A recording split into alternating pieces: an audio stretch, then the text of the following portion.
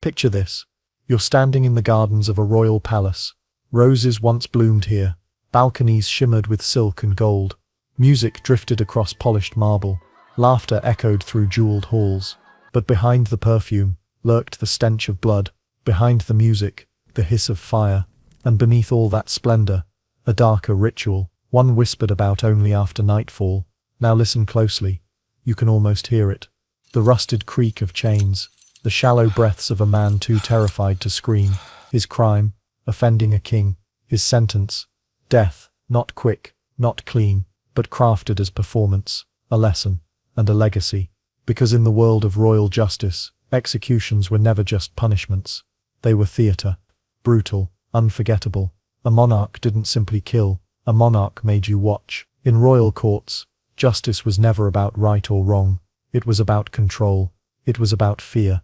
It was about making sure every trembling servant, every scheming noble, every whisper in the dark, knew what would happen if they stepped out of line. And in kingdoms where power was inherited, not earned, there was only one way to keep it.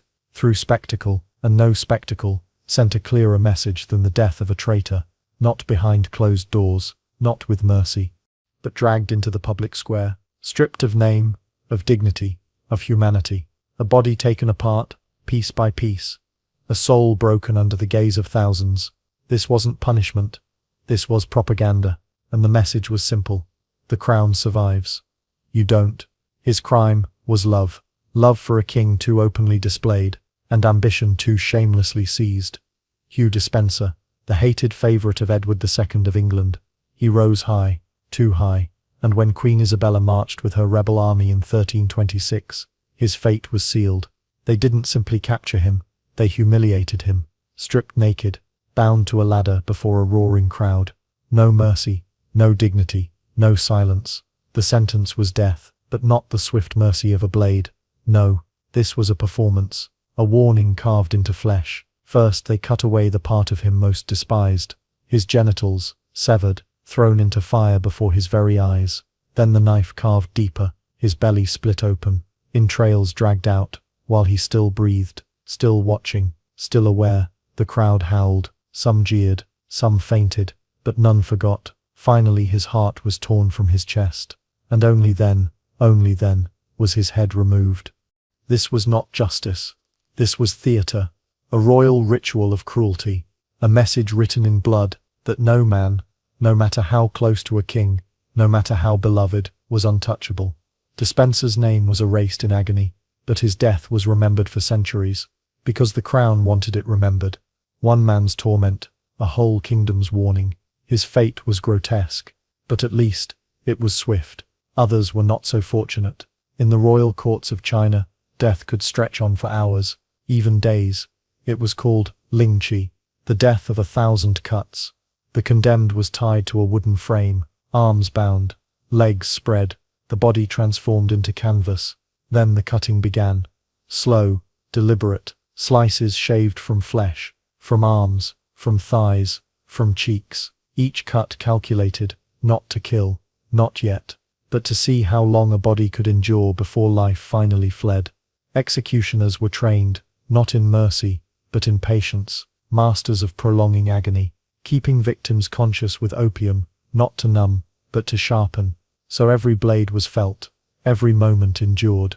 Imagine standing before a court, hours stretched into days, flesh peeling away in ribbons, breath growing shallow, but never enough to escape. The crime, forgotten. The suffering, eternal. And the message, unmistakable. The emperor held power over more than life and death. He held power over time itself. In the theatre of execution, there was no greater performance than watching a man unmade, slowly, piece by piece. To die quickly was a gift. To die slowly was a masterpiece of fear. Lingqi was not merely punishment, it was prophecy. A vision of what would happen to any who defied the throne. The body became a lesson, the lesson became a legend, and the legend never died. In England, even age offered no shield, no mercy, no dignity. Margaret Pole was 67 years old, Countess of Salisbury, one of the last great Plantagenets. Her crime? Not treason, not rebellion, but blood. She carried the wrong bloodline, and Henry VIII wanted it erased. She was dragged to the scaffold in 1541. The crowd expected the ritual to be quick. One clean stroke, an old woman's head severed, and it would be done. But Margaret refused. She would not kneel. She was no traitor, and the king would not have her submission. So the axe fell, wild, unskilled. The first blow struck her shoulder. She screamed. Another blow missed. Then another, and another. 11 times the blade came down, 11 strikes, until her body finally collapsed, butchered like an animal in the king's square. The crowd did not cheer. They watched in silence. What they saw was not only death, but desecration. This was humiliation.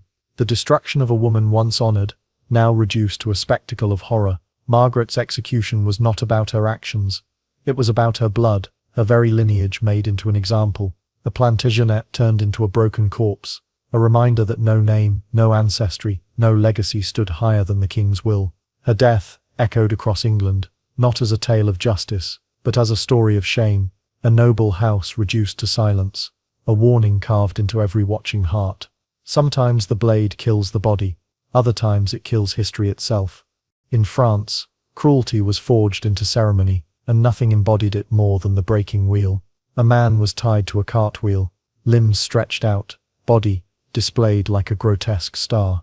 The executioner stepped forward with an iron bar. The first strike shattered a leg, the second, an arm, then another, and another. Each blow calculated, never the heart, never the head. The goal was not to kill, but to ruin.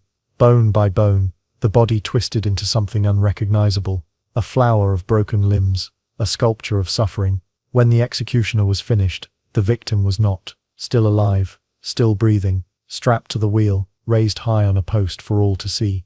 Sometimes left for hours, sometimes for days, birds pecking at open wounds, children pointing, priests whispering prayers. Death did not come quickly. It arrived as spectacle, a lesson carved into bone. Designed in ancient Greece, and used by the tyrant Phalaris in Acragas, Sicily, another device turned death into theatre. A hollow bronze bull, polished, gleaming, waiting. The condemned was placed inside, a fire lit beneath the belly, metal glowing, flesh burning. But this was no ordinary execution. The bull was built with design, its nostrils carved into pipes, so that as the victim screamed, his voice warped into an animal's bellow. The court heard not a man, but a beast. The sound of agony transformed into performance. A soul turned into music for the king, a human life reduced to echoes, a death disguised as entertainment. The wheel, the bull, 2 stages, 2 audiences, both carrying the same message, that in royal courts, executions were never private. They were monuments, living, burning, breaking reminders that the crown ruled not only the body, but the memory. Sometimes cruelty didn't even pretend to be justice. It dressed itself as entertainment. Rome's Emperor Nero understood this well. At his nighttime feasts, the gardens glowed, not with lanterns, not with candles, but with bodies, prisoners tied to posts, doused in oil, set alight, human torches burning against the dark. Guests drank, laughed, raised cups of wine under flames that once had names. This was not punishment. This was spectacle. And its message was clear. Power belongs to those who light the fire, not those who scream beneath it. But across Persia, a slower cruelty awaited, one that devoured from the inside out. It was called scapism, the boats, death by milk and honey. The condemned was stripped naked, forced between 2 hollowed logs, only the head, hands and feet exposed, a coffin on water, a prison of wood. Then came the feeding, honey, milk, buckets of it, forced down the throat, smeared across the skin. The feast was not for the victim, it was for the insects. Flies swarmed, beetles crawled, maggots burrowed into sores. Days passed, the body swelled, rot set in while the mind still lived, still conscious, still aware. Piece by piece the man was consumed, not by sword, not by flame, but by things too small to see. To die in the boats was to become a banquet. A body turned into soil while the soul remained trapped inside. It was horror engineered with patience. Death not in an hour, not in a day, but in weeks of rotting madness. And it proved one thing. To some monarchs, cruelty was not just power. Cruelty was time. Some executions were not about killing. They were about violating. Vlad the Impaler, a prince who built forests, not of trees, but of bodies, a sharpened stake, greased, forced inside rectally, or through the womb, then raised, slowly, gravity pulling flesh down inch by inch, the stake piercing organs, climbing higher, until it burst from the mouth. It could take hours, sometimes days, the victim left alive the entire time, and the final display, rows upon rows of human bodies swaying in the wind, a forest of agony, a message carved into the land itself: the prince owns your body, even in death. But cruelty didn't always scream, sometimes it whispered. In France, the man in the iron mask was not killed at all, he was erased. No name, no trial, no grave, only a faceless figure, sealed behind velvet-lined iron, not tortured with blades, but with silence, a living execution, a soul stripped of history, a ghost walking the corridors of a fortress, remembered only as rumor. Power didn't always crush the body, sometimes it crushed identity. And in the Mughal Empire, even execution became theatre. The emperor's elephant stood waiting, a beast trained not for labor, but for death. The condemned was thrown before it, not always to be killed at once. Sometimes the elephant stepped gently, crushing ribs, breaking legs, holding its weight just enough to prolong the end. Crowds gathered, not just for blood, but for poetry. The emperor's beast, obeying with ritual precision, ending a human life like a command, repeated through flesh and bone, man, animal, empire, power flowing down through each in turn. In some kingdoms, the punishment was to peel away what made you human, skin itself, flaying, the slow stripping of flesh from bone, done while the victim still breathed, knives beginning at the face, or at the back, slicing down, peeling away in sheets. Sometimes they drugged the condemned, not to spare them, but to keep them alive long enough to feel it all. The goal was not only to kill, it was to unmake, to take the recognizable and reduce it to raw meat, displayed in the capital, a warning carved into flesh and memory alike. But sometimes death did not end at the scaffold, sometimes it lingered long after breath was gone. The gibbet, a cage of iron, a body hanged inside, not buried, not hidden, left to sway in the wind for years, birds tearing flesh, rain rotting the corpse, bones rattling in the square, families cursed with the shame, children pointing at what remained of a man, a monument of punishment, a lesson rusting above the street. To die once was not enough. The gibbet made you die every day, for all to see. But in Japan, death sometimes carried its own ritual, a final act of dignity, wrapped in agony. Seppuku, ritual suicide. A condemned samurai kneeling, white robes, farewell poem, written in ink. Then the blade, a short sword, driven into the stomach, drawn across. A deliberate, slow unraveling of life. Witnesses watched, friends, rivals, enemies, and when the pain grew too great, a mercy stroke fell, the head severed, in one clean sweep. But until that moment, the agony was chosen, an attempt to reclaim honor from shame, to die not as victim, but as warrior. Even in death, power was performance. Even in agony, it was theatre. Not all executions were about crime. Sometimes they were about betrayal. Sometimes they were about love turned into treachery. Anne Boleyn, Queen of England, wife of Henry VIII, accused of adultery, incest, and treason. But her trial was a performance, a sham staged to make room for another queen. On May 19, 1536, she walked to the scaffold, dignified, silent, aware of every eye upon her. Unlike so many others, she was granted mercy. A skilled French executioner, one stroke, clean, swift. But Anne's true execution had begun long before, in whispers, in betrayals, in months of isolation. Her body ended that morning, but her soul had been bled dry long before. It was not just her life that was killed. It was her reputation, her history, her legacy. In the Ottoman Empire, royal blood did not spill so openly. It vanished in silence. Princes strangled with cords of silk. No blade, no blood, no spectacle. The body removed quietly, the threat erased before it could take form. But the silence was no less terrifying, because it proved power could kill without witnesses, without sound, without trace.